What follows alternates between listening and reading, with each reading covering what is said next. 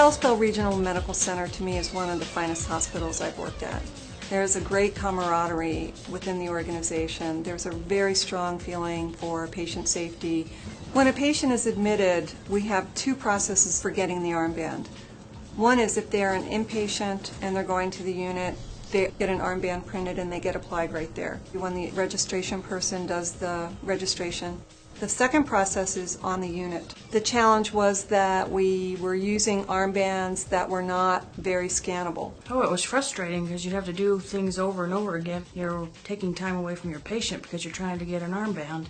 And we knew that for this to be a really safe process, we had to have a good armband.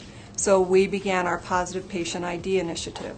This new process involved clicking on the patient in a report and printing it out, tearing it off, and putting it on the patient. Well, once the armband is applied to the patient and you want to give that patient a medication, the process is the nurse will ask the patient their name and date of birth as a secondary patient identifier.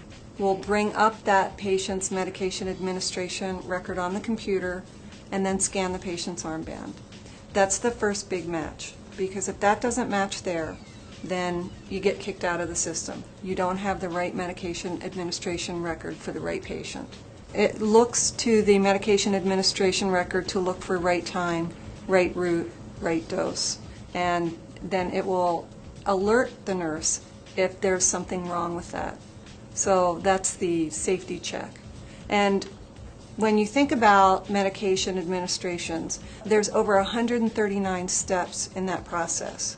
And many of the steps have a lot of backup. But at that bedside, the only thing between the nurse and the patient is this safety feature. It's the final tool that that nurse has to make sure she gives the right medication to the right patient.